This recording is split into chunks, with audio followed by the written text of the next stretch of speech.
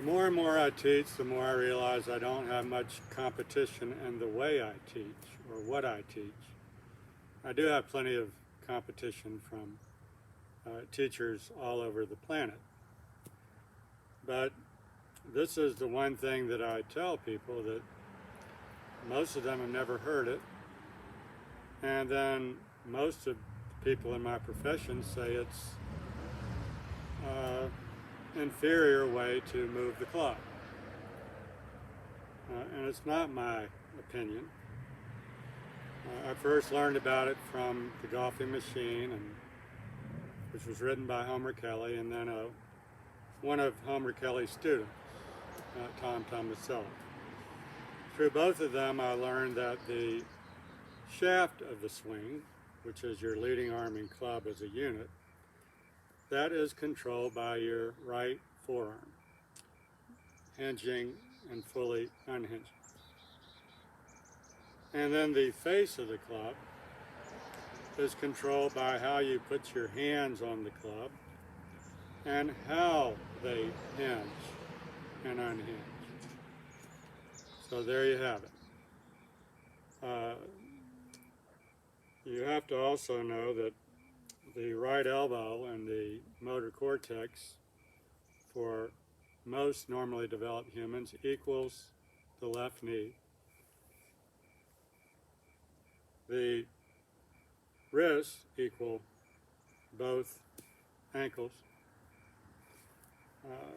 The fingers equal both sets of toes, and the shoulders equal both hips. So when your right elbow bends, it can easily tell the left knee to bend at the same time. And when it straightens, it can tell the left knee to straighten at the same time. Same thing with wrists and ankles, and shoulders and hips. You have to know that you need to allow your other joints to be very sympathetic to what your right forearm does. The forearm not only controls the shaft, it controls the speed that you move the shaft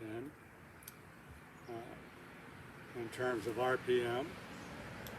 Hopefully it's an equal RPM hinging and unhinging, but the miles per hour does slow down during the hinge to a stop, not for long, and then speed up quite a bit in miles per hour without having to exert more RPMs on the downswing. Very important.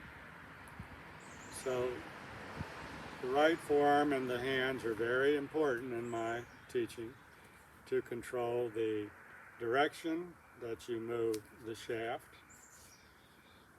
the speed at which you move it, and the range of motion in which you move it in, and of course how you move it.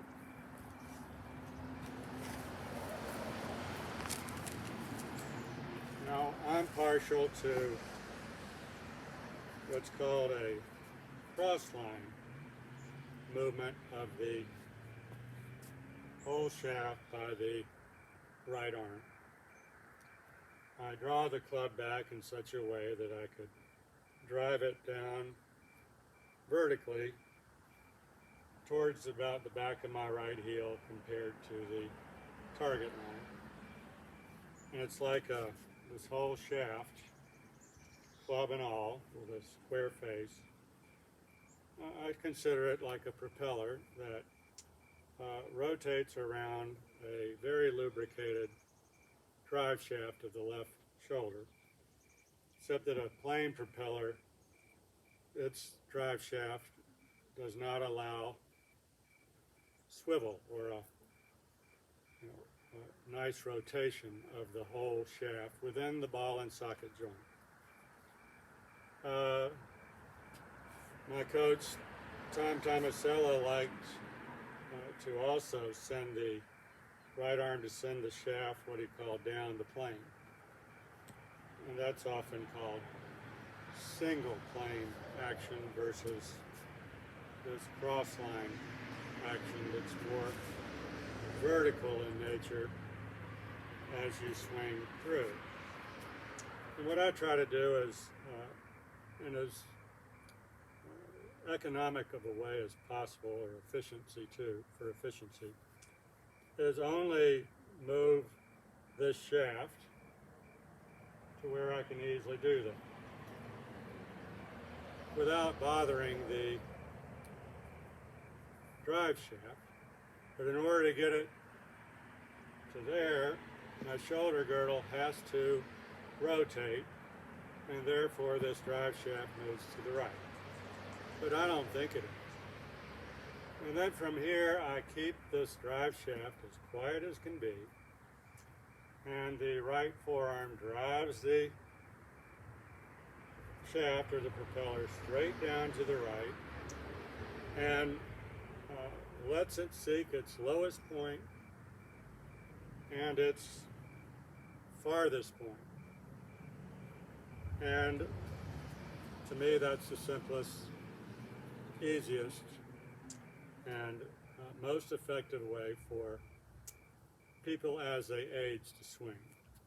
Because if you can get it right here, where you can do this, if you just dropped it, that's sort of the, well, that is the path of least resistance, and that's the direction that I'm driving this shaft or propeller around this drive shaft. And then I always watch that ball fly.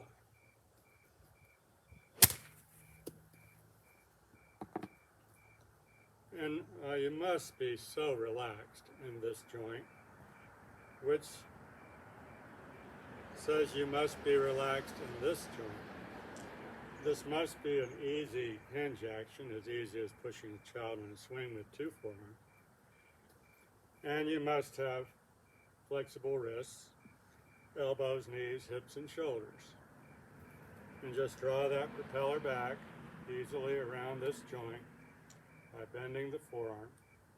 Drive it down to the right of you and let it slash through to its lowest and farthest points. And then you're done. Of course, it's hard to learn to do something so easy.